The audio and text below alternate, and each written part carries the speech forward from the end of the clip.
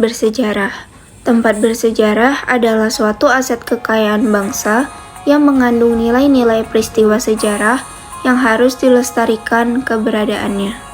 Kota Surabaya dijuluki sebagai kota pahlawan. Di kota Surabaya terdapat bermacam-macam tempat bersejarah.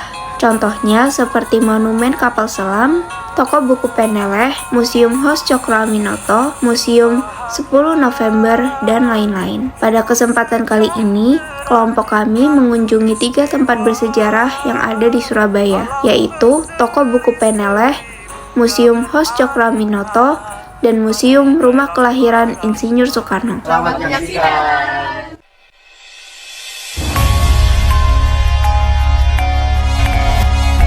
Toko Buku Peneleh merupakan toko buku tertua yang ada di Surabaya. Dan toko buku ini pernah dikunjungi oleh Presiden I.R. Soekarno pada tanggal 18 Desember 1956. Museum Hos Cokroaminoto. Museum Hos Cokroaminoto diresmikan pada tanggal 27 November 2017. Di dalam museum ini terdapat kos yang pernah ditempati oleh Presiden I.R. Soekarno. Lalu terdapat sejarah yang dapat kita baca secara langsung maupun dengan cara scan code QR yang tertera di sekitar museum. Dan yang terakhir, Museum Kelahiran I.R. Soekarno. Museum ini didirikan pada tanggal 6 Mei 2023. Di dalam museum ini terdapat kisah-kisah perjuangan Bung Karno sejak lahir hingga wafat. Juga terdapat ruangan yang digunakan untuk menyaksikan film perjalanan I.R. Soekarno dalam bentuk 2 dimensi maupun dokumenter. Kami juga melakukan wawancara kepada Bapak Haris selaku pemandu Museum Hos Cokroaminoto, Bapak Muhammad selaku penjaga toko buku Peneleh, dan Bapak Agatha selaku edukator Museum Rumah Kelahiran Insinyur Soekarno. Untuk latar belakang atau tujuan didirikannya Museum Kelahiran ini tuh di tengah perkampungan warga tuh apa? Ya, latar belakangnya dari diketahuinya kalau rumah ini pernah ditinggali Pak Cokro di tahun 1907 sampai 1921, dan di situ terjadi banyak momen-momen bersejarah, kegiatan yang penting untuk bangsa Indonesia. Maka dari itu oleh Pemkot Surabaya diambil alih di tahun 68, kemudian dijadikan museum tahun 2016, diresmikan tahun 2017.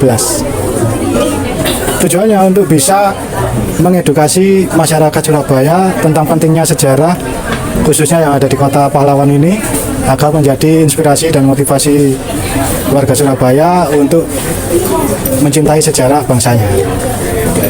Belakangnya dia mencerdaskan bangsa. Bahkan tujuan didirikan tempat kelahiran Insinyur Soekarno ini dengan perkampungan warga itu gimana ya Pak?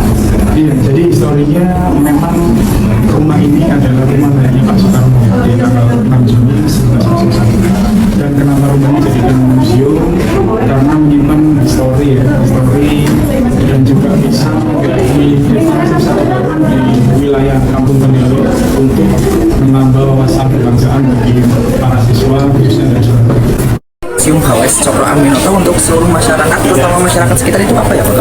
Manfaatnya untuk warga Surabaya menjadi bangga kalau di kotanya banyak terdapat bangunan bersejarah, tokoh-tokoh penting bagi bangsa Indonesia, sehingga mereka menjadi bangga tentang kotanya.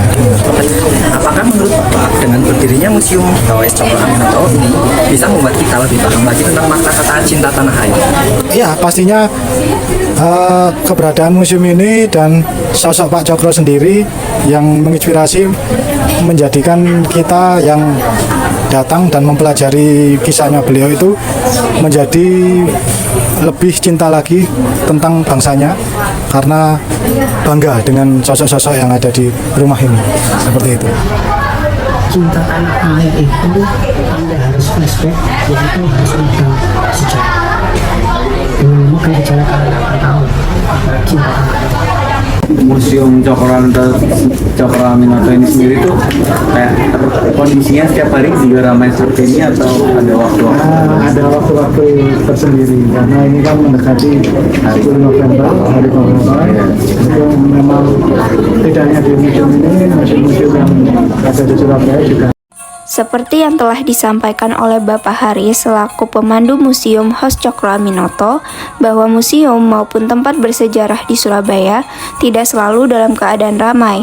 Tetapi jika mendekati hari-hari tertentu seperti peringatan Hari Pahlawan, pastinya semua museum maupun tempat bersejarah di Surabaya akan ramai pengunjung.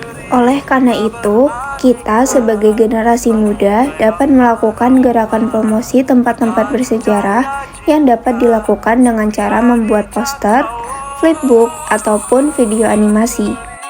Dengan beberapa cara tersebut, kami berharap dapat meningkatkan kesadaran masyarakat akan pentingnya mengetahui dan mempelajari tentang tempat-tempat bersejarah. Selain itu, dengan kita mengunjungi museum atau tempat-tempat bersejarah, kita dapat meningkatkan rasa cinta tanah air di dalam diri kita. Salah satu contoh implementasi gerakan promosi tempat-tempat bersejarah yang kelompok kami lakukan adalah dengan cara membuat flipbook seperti berikut ini.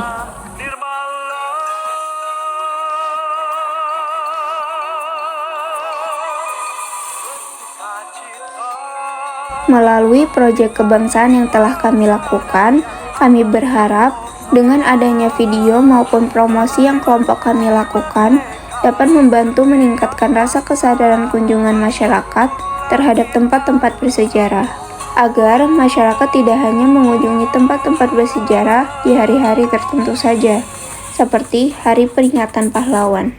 Kami berharap hal yang sudah baik tetap dipertahankan, bahkan ditingkatkan.